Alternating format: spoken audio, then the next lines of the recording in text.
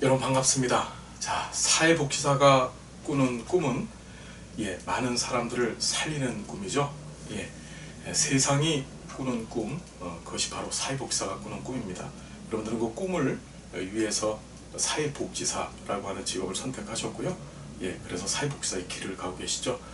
자, 여러분들과 함께 사회복지사 1급 시험 준비를 할 박정훈이라고 합니다. 자, 오늘 이 시간은요, 사회복지사 1급 시험 제도에 관한 얘기 함께 나눠보는 시간 가질 거예요. 자, 사회복지사 1급 시험, 우리가 사회복지사업법이라고 하는 법이 있죠. 자, 우리 법제론 시간에 공부하실 텐데요. 이 사회복지사업법 제11조를 보면은, 이 사회복지사 자격증에 대한 규정이 있습니다. 자, 이 사회복지사업법 제11조에서는요, 사회복지사 자격을 총 1등급, 2등급, 3등급으로 구분하고 있어요. 자, 어떻게 구분되어지느냐? 자, 3등급 같은 경우에는 여러분, 이건 경력 조건에 의해서 자격증이 부여가 되죠. 자, 경력이라 하면 1년 이상 사회복지시설 또는 법인에서 근무를 하고, 그리고 해당 교육과정이 개설되어져 있는 우리나라는 현재 지금 명지대학교 안에 그 평생교육원에 이 해당 교육과정이 개설되어져 있습니다. 거기서 일정 기간 약 한 12주에서 24주 정도 교육을 수료하시게 되면 자격증 발급이 가능합니다. 자, 2급은 학력 조건이죠. 학력 조건입니다.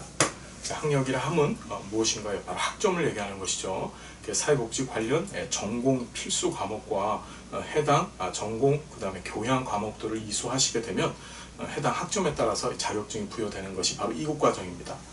자, 1급은요 반드시 이 법에 의해서 국가고시를 치르게 돼 있죠. 국가고시를 봐야 됩니다. 시험을 봐야 되는 거예요. 여러분들은 현재 이 1급 국가고시를 치르기 위해서 준비하시는 과정 중에 있다라고 생각이 되어집니다. 자, 사회복지사 1급 시험은요 총 3개의 과목과 그리고 이 과목 밑에 총 8개의 영역으로 구분되어져 있어요. 여러분 굉장히 중요한 개념이죠. 우리 보통 8개 과목으로 이 사회복지사 시험이 구성되어 있다라고 잘못 알고 계신데, 과목은 3개입니다. 이 과목이라는 것이 어떤 중요한 의미가 있는지는 이제 말씀을 계속 드리겠습니다. 자, 어떤 과목이 있느냐? 첫 번째가 사회복지 기초라고 하는 과목이 있죠.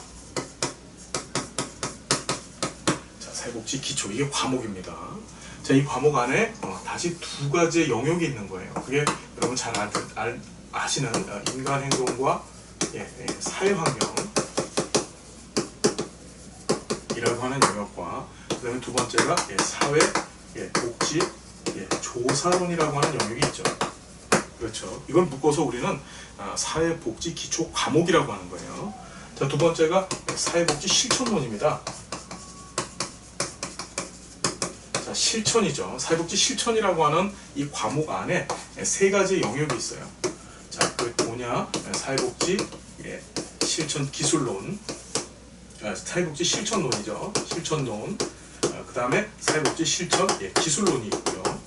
자, 그 다음에 지역사회 복지론이 있습니다. 자, 이것이 3가지 영역이고요. 자, 다시 이제 3번째 사회복지 정책 및 제도, 제도라고 하는 과목이 있죠. 이 안에 다시 어떻게 3가지 영역이 있습니다. 자, 어떤 영역이죠? 여러분 잘 알고 계시죠? 사회복지 정책론, 그 다음에 사회복지 행정론, 그 다음에 사회복지 법제론이 있죠. 자, 여러분 여기까지. 자, 그래서 총 과목은 몇 개다? 3개고 이 과목 안에 총 8가지의 영역이 있어요. 그럼 이것이 어떤 의미, 어떤 중요성을 갖고 있느냐? 자, 이 시험에 있어서 이 관장자는 현행 사회복지사업법 제11조에 의해서 보건복지부 장관이 현 시험의 관장자입니다. 그리고 한국사회복지사협회가 사회복지사 1급 시험의 주최자죠. 그리고 시험의 시행자는 한국산업인력관리공단, 여러분 들어보셨을 거예요. 거기가 시행자입니다. 산업인력관리공단에서 이제 시험 제도를 운영할 때는요, 보통 이제 2가지 시스템을 갖고 운영을 하는데요. 첫 번째가 이제 과락제도라는 것이 있고요. 두 번째가 바로 합격선 개념이 있죠. 자, 과락, 과목별 낙방이라는 뜻이에요. 그렇죠. 자, 우리 꼭 기억하셔야 될 게 뭐냐면요. 이게 과목이라는 거죠. 이게 과목이 아니고 이 사회복지 기초라고 하는 게 과목, 실천이라고 하는 게 과목, 정책 및 제도라고 하는 것이 과목입니다. 자, 과락제도가 어떻게 운영되어지냐면요. 자, 100분위 기준으로 해서 100분의 40% 밑에 있으면, 즉 100점 만점에 40점이 못 되면 이제 과목별 낙방, 즉 과락이 이루어지는 겁니다. 자, 우리 여기다 대입을 해보면요. 우리 여기 등장하는 이 각각의 영역들은요, 총 25문제로 구성이 되어져 있어요. 각각 25문제씩. 그렇죠? 그러면 이 문제를 모두 합산을 하면 여러분 어떻게 됩니까? 25 곱하기 그리고 8이 되니까 200문제가 되는 거죠. 자, 과목별로 본다고 한다면은 여기서 50문제, 그리고 여기서 75문제, 여기서 75문제가 나오죠. 자, 기억을 하셔야 될 게 뭐냐면요. 이 50점이 되는, 그러니까 이 사회복지 기초가 총 50점인데 이 50점에서 이 과락은 50 곱하기 100분의 40이 못 되면은 그런 과락이 된다는 거예요. 계산을 해보면 어떻게 되나요? 20문제가 되는 거죠. 이 얘기는 어떤 얘기냐면요. 예를 들어서 내가 시험을 잘못 봐서 인간행동과 사회환경을 빵점을 맞았어요. 0점을 맞고 사회복지 조사론에서 5문제가 틀렸다. 그래서 20점만 맞았다. 그럼 총점이 어떻게 되죠? 사회복지 기초라고 하는 총점에서 20문제가 발생하는 거죠. 자, 그래도 과락은 아니라는 것이죠. 즉 빵점짜리 영역이 있어도 과락이 되지 않는 게 이 시험 제도입니다. 여러분 어떤 개념인지 이해가 되시죠? 자, 역시 75문제를 갖고서 이 두 번째, 세 번째 과목도 비교해 보면요. 여기는 30문제, 여기는 30문제 이상씩만 맞아주면 과락이 발생하지 않아요. 다시 한번 말씀드리지만 0점짜리 과목이 존재를 해도 과락이 되지 않는다는 것이 바로 이 시험의 특징이라는 사실 여러분 꼭 좀 기억을 해 두십시오. 자, 우리 합격선 개념으로 본다면요. 합격선은 100분의 60점 이상을 맞게 되면 이제 합격선에 들어가는 겁니다. 자, 100분의 60이라고 하는 개념은 뭐냐면 총 개수, 즉 총점에 대한 100분의 60을 얘기하는 거예요. 여기 200문제죠. 자, 200문제 곱하기 100분의 60을 하면 여러분 몇 문제인가요? 120문제죠. 자, 전체 200문제 중에서 120개 이상만 맞으시면 합격이 되는 겁니다. 그러면 어떻게 생각할 수 있냐면요. 각각의 영역별로 10개씩이 틀려줘도 어떻게 합격이 되죠. 그러니까 15개, 15개, 15개, 15개, 15개, 15개, 15개, 15개씩 해서 각각의 영역별로 10개씩 틀려줘도 그 점수를 합격했을 때 어떻게 합격이 됩니다. 그럼에도 불구하고 이 시험이 합격 점수가 굉장히 낮은 이유가 어디 있을까요? 자, 이유를 분석해 보면요. 아주 간단합니다. 첫 번째, 우리가 영역이라고 불려지는 이 영역 사이즈가 굉장히 크죠. 영역, 그러니까 우리 지금부터 과목이라고 말씀을 드리고 싶은데요. 이 과목의 종류가 너무나 많습니다. 8개나 되잖아요. 그죠? 그리고 상당히 광범위하죠. 많은 수험생 분들이 시험장에 가실 때까지 제대로 된 수험 계획을 세워놓고 그 계획대로 어떤 추진력 있게 공부를 하지 못하시는 경향이 많습니다.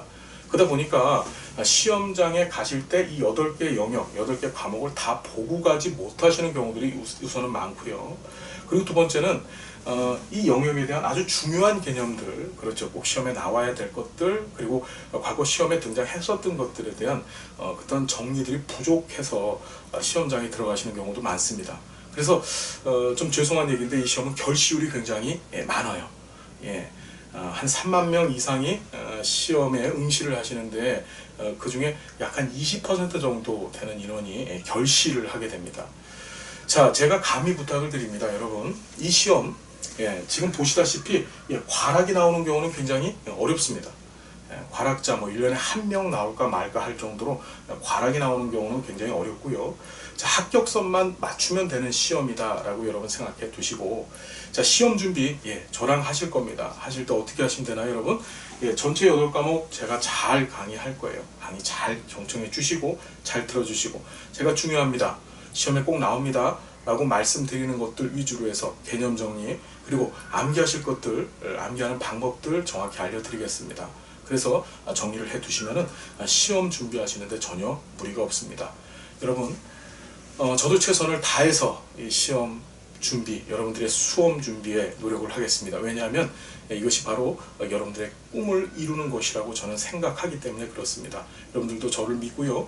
최선을 다해서 이 수험 기간 동안 여러분들의 열정, 노력을 다 쏟아 주시기를 진심으로 바랍니다.